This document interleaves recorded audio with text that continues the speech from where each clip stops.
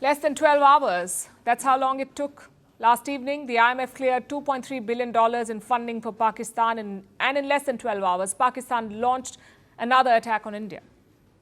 The sequence is hard to ignore. Was Pakistan just waiting for the money before it acted? The IMF board has approved 2 tranches for Islamabad. One is a $1 billion loan. This is under the current bailout, the 24th debt relief package given to Pakistan. That's right, we've been telling you about this, 24 bailouts. That's the most that any country has ever received. Pakistan has been given 24 IMF bailouts, and even that is proving to be insufficient for them. So the IMF has approved a second loan. This one is worth $1.3 billion. This is under the IMF's Resilience and Sustainability Program. India raised concerns at yesterday's meeting and abstained. Then New Delhi issued a formal statement. It said Pakistan's track record is poor.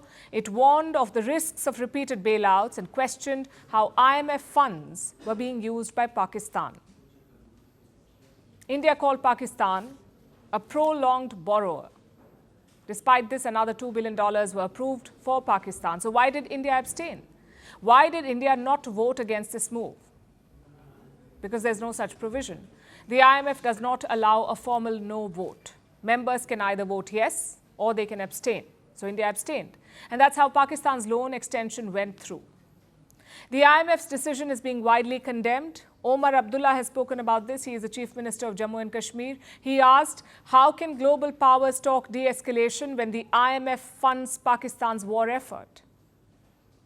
Omar Abdullah has voiced what many have been thinking, that the IMF is indirectly paying for this escalation. The International Monetary Fund is bankrolling Pakistan's military offensive and terrorist factories, and this is a matter of fact.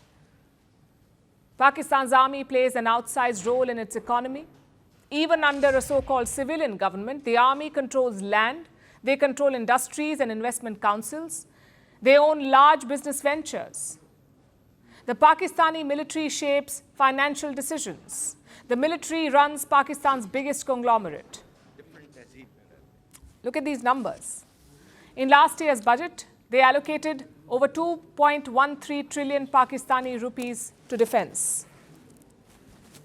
2.13 trillion Pakistani rupees. That's more than $7 billion US. It was a 14% jump from the previous year. That's the kind of money they're giving to their military. Meanwhile, the education budget is not even 2% of their GDP. The healthcare budget, less than 1%. IMF officials have pushed for cuts in military spending in Pakistan before, but such calls have not been heeded. And they were made as recently as 2023. Nothing came of it. Because the army doesn't just take from the budget, it profits from it. It owns 12% of Pakistan's land. The army owns 12% of the country's land. It runs real estate ventures like the Defense Housing Authority. These projects benefit from public infrastructure. They're often funded through international loans, like the ones that were cleared last night. So when Pakistan fires missiles hours after getting IMF money, it is important to ask this. Why is the International Monetary Fund giving blank checks to a terror state? Where is this money going? Who is really in control? And how many times will the world ignore this pattern? The IMF and its top contributors like the United States need to wake up to Pakistan's reality, go beyond the spreadsheets, demand accountability, because when funding flows without scrutiny, conflict follows. The world cannot fund peace on paper while war plays out on the ground.